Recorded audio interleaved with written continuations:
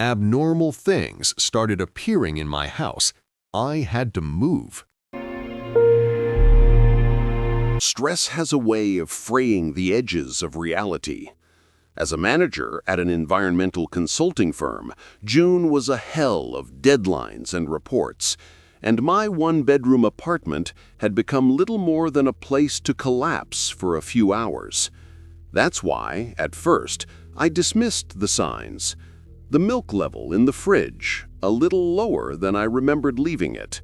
A trivial detail, easily blamed on a forgotten, rushed breakfast. Then, the blinds in the living room. I always left them completely down, an almost obsessive habit to ensure privacy on my third-floor walk-up. Finding them angled slightly upward, creating tiny slits to the outside world was odd. But again, I could have bumped them while watering the plants. My overworked, exhausted mind was the most likely culprit. Yet, a persistent sense of violation began to set in, like a damp spot spreading slowly across a wall, invisible at first, but undeniably there. The barrier between exhaustion and fear shattered on a Sunday. Determined to reclaim my space, I started a deep clean.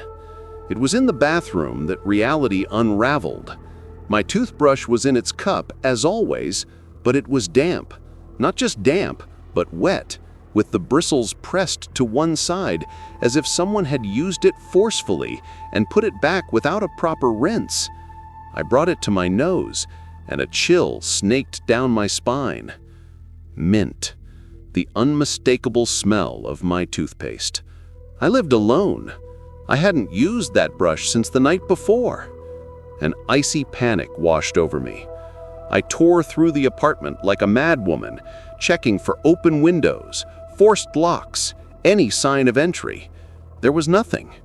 Everything was in its proper place, except for that wet toothbrush and the overwhelming feeling that the air in my apartment was heavy, stale, as if it had been breathed by someone else.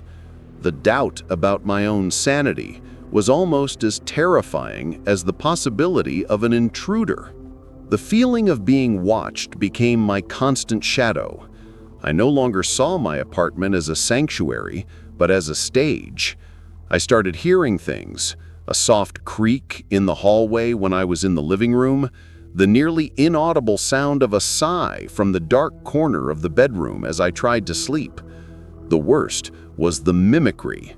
One night, I heard the sound of my own muffled cough coming from the kitchen while I was lying in bed, holding my breath. It was as if something was studying me, learning my habits, my sounds, the very cadence of my solitary existence. Desperate for proof, for something tangible that couldn't be dismissed as a product of my frayed mind, I bought the simplest security camera I could find. I set it up in the hallway, angled to cover the front door, the living room entrance, and crucially, the small access panel to a crawl space near the floor, a relic of the building's old construction that I'd always found odd. The decision to turn it on before leaving for work felt like an act of war against the unseen. That Wednesday, a meeting ran late, and I got home exhausted, the anxiety over the camera forgotten under the weight of the day. I only remembered it as I was getting ready for bed. With my heart pounding, I opened the app on my phone and started scrolling through the day's footage. Most of it was just the empty, silent hallway. And then a motion alert at 9:48 p.m. The image was grainy, black and white, but unmistakable. The vent cover to the crawl space was slowly pushed aside from within. From the dark hole, something emerged. It wasn't a man. It was a tall, horrifyingly thin figure, its limbs seeming too long for its torso. It moved with an oily, unnatural fluidity, not like a human crawling, but like a spider unfolding. The creature rose to its full height, and the camera caught its face. It was a sickening parody of my own. The same bone structure, the same hair, but its eyes were dark, empty pits, and its mouth was stretched into a smile that did not belong on a human face. I was frozen, a scream trapped in my throat.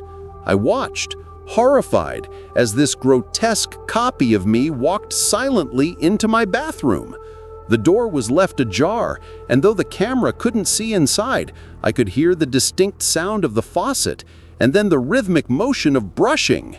The thing was using my toothbrush, less for hygiene and more as a ritual, an act of ownership. It then stepped out, stopped in the middle of the hallway, and looked directly into the camera's lens. The smile widened, as if it knew I was watching it. It was an acknowledgement, an invitation into its sick game. Then, with the same unnatural grace, it folded its impossibly long body and slid back into the darkness of the crawl space, pulling the vent cover back into place. I didn't call the police. What would I say? That my doppelganger lived in my walls? They'd have me committed. The terror gave way to a single certainty. I could not spend another second in that apartment. That very night, I threw some clothes in a bag and fled to a hotel. The next day, I hired professionals to permanently seal the crawl space access with concrete and steel. I changed the locks, though I knew it was a futile gesture.